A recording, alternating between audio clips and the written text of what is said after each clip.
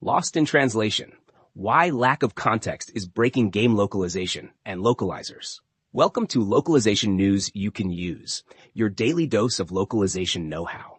Let's talk about a problem that's been quietly eroding the foundations of game development, the sheer neglect of context in video game localization. At first glance, it might seem like a niche workflow issue, but zoom in just a little and you'll see how this oversight is fueling burnout, breaking quality, and putting immense psychological strain on the very people responsible for globalizing your game. Imagine being handed a tangled ball of yarn, blindfolded and told, please sort this to the best of your ability. That's the daily reality for many game localizers. Query sheets are stuffed with contradictory instructions. Use gender-neutral language.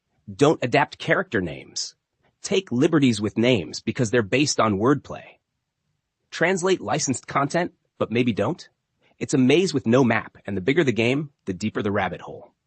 Localization isn't just translation. It's cultural decoding, tonal tuning, UI alignment, and sometimes even lore archaeology.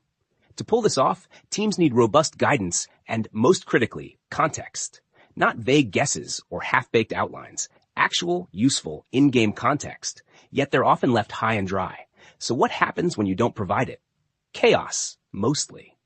Translators end up becoming amateur detectives. No capitalization guide? They're Googling past titles. Anime-based game? They're trawling through Crunchyroll subscriptions. No character gender provided? Welcome to a flurry of queries, because gender-neutral doesn't fly in every language. And if you don't clarify what it refers to, be prepared for your Cat Tools comment column to be a wall of exasperated question marks. We're talking about folks sketching out schematics of game mechanics, watching entire playthroughs on YouTube just to confirm if Flame Orb is a weapon, an attack, or a sentient pet. It's labor-intensive, it's unpaid, and it's unsustainable. The mental gymnastics required would humble Olympic athletes. And now, let's throw AI into this blazing dumpster fire. Since 2023, major localization vendors have rolled out machine translation post-editing like it's a cure-all. Spoiler, it's not. AI might work passively for basic business emails, but throw it into a sprawling fantasy RPG with metaphors, lore, regional humor, and ambiguous UI strings, and the result is a linguistic car crash. Instead of alleviating pressure, it adds to the cognitive load. Translators now have to unpick robotic messes, restore human nuance, and still do it on lower rates. It's not an assist. It's a burden wrapped in a buzzword. What's worse, the rise of generative AI is actively degrading the quality of search results. Tools once used for linguistic research and fact-checking are now cluttered with confidently wrong outputs. Critical references get buried under SEO-chasing nonsense. And let's not even begin on AI's role in misinformation. Because if localization feels like mental whiplash, online research is now a black hole of hallucinations. So yes, AI's not taking over localization jobs. Not because it isn't trying, but because it's just not good enough. Yet.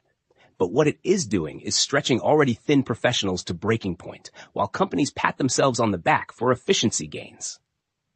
Here's the silent killer though, the emotional toll. We've glamorized the idea of passion jobs for far too long. If you love games, you'll love localizing them.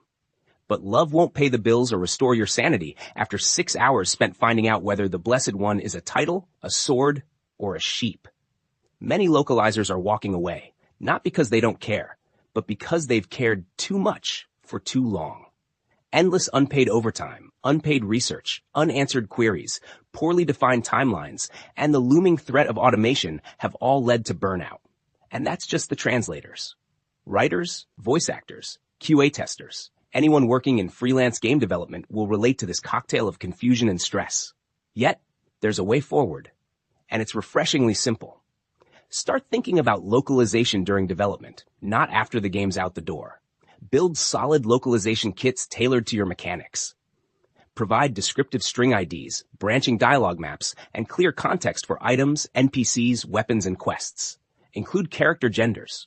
Flag licensed content. Create a glossary early and maintain it. Crucially, open up communication between developers and localizers. Direct contact goals, faster turnaround, fewer errors, and happier humans. bonus points for working with specialized indie localization studios. These teams are lean, context-savvy, and deliver high-quality work because they're not drowning in bureaucratic bloat. At the end of the day, localization is the invisible bridge between your vision and the player's immersion. When it's done right, no one notices. When it's done wrong, everyone does. So let's stop treating localizers like interchangeable tools and start recognizing them as the keystone contributors they truly are. Because it's often the smallest, quietest hands that make the magic happen. And they deserve more than burnout, low pay, and an endless stream of vague instructions. Thank you for listening to this episode of Localization News You Can Use, your daily dose of localization know-how. Locanucu.